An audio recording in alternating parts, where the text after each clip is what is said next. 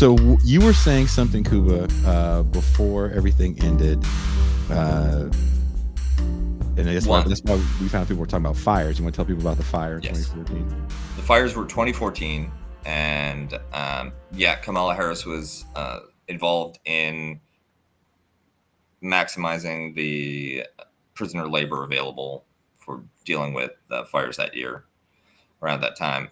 But one thing that I wanted to discuss was the way that while people on the right have this vision of Kamala Harris purely because of aesthetic and cultural factors, things like the fact that she's a Black woman, the fact that she's from San Francisco, Californian, Biden administration, they chalk her up as some kind of left-wing boogeyman and somebody that's selected clearly to drive the non-binary Antifa super soldiers to the polls. While J.D. Vance, by people on the left, is often interpreted as this redneck figure, this sort of Appalachian working class nativist type that's designed to move the more extreme parts of the Republican base. And I think that while there may be some something there just in terms of the way the perception, not that Kamala Harris is far on the left or even J.D. Vance is that far on the right, but this view loses sight of the fact that both of these figures got to where they are not through the extremes of the party and not through a kind of ideological litmus test, but through establishment beauty contests. Yes. Whether it be Yale Law, whether it be working for Peter Thiel and tech venture capital. Famously, the first and most influential promoters of the Hillbilly Elegy were Amy Chua and her husband at Yale Law. Now, Kamala Harris, similarly, she was nobody until Willie Horton, Willie Brown.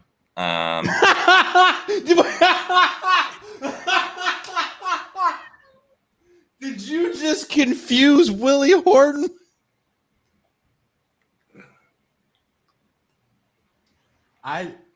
Luckily, no one is in our age bracket that's watching, apparently. But that's the funniest thing you've said in 4 years. Come on. Willie Thornton, Willie, Bob Thornton, Willie Brandt, Willie Wonka, Willie Brown. Willie Bob Thornton. Until Willie Horton. Yeah, and that relationship.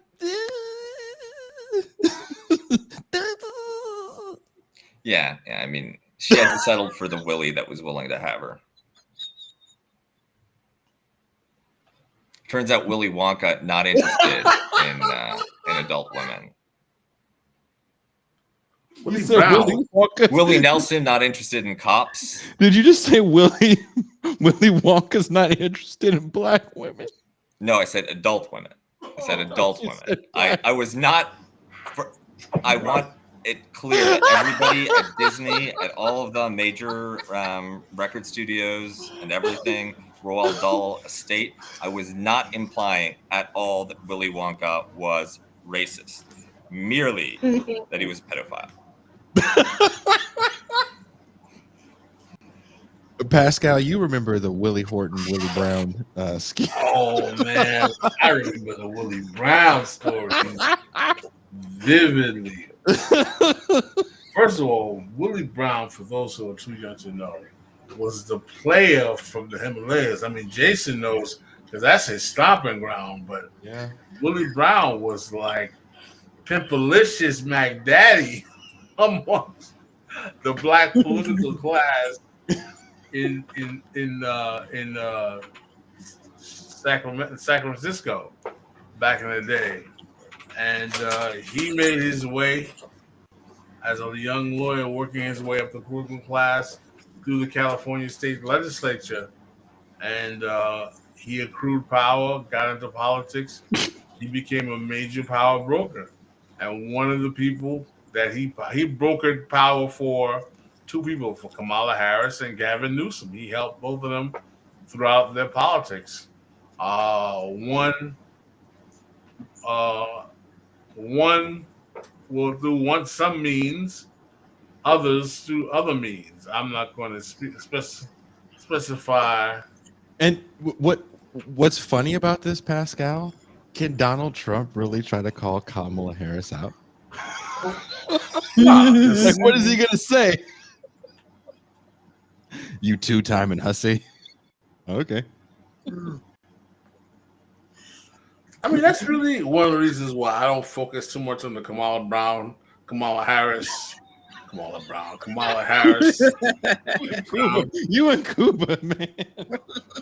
Because it's like, men get away with doing the same thing all the time to women, using them for sex.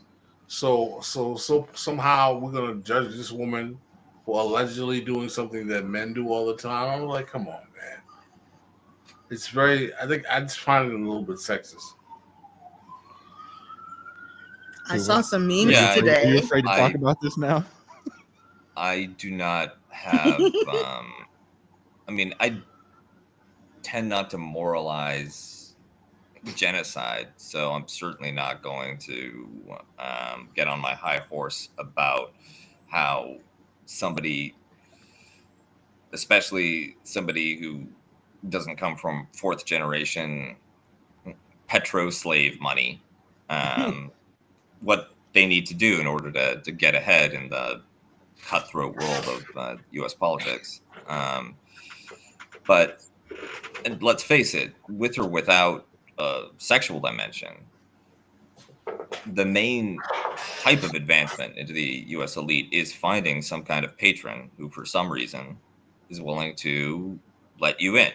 I give you a seat at the table, etc., whatever you want to use as your particular analogy. But and there are different ways that you can secure that patronage. If you're a young woman, then you can trade on your charm the same way that other people trade on either family connections, wealth, you name it. And frankly, I've seen a lot of cases where younger men, ambitious younger men, are picked up, get the interest of establishment figures that can promote them because of either a kind of narcissism where the young man reminds the older established figures, usually men, of themselves when they were younger. So it's partly a way to push past age and vicariously recapture a little vitality of youth.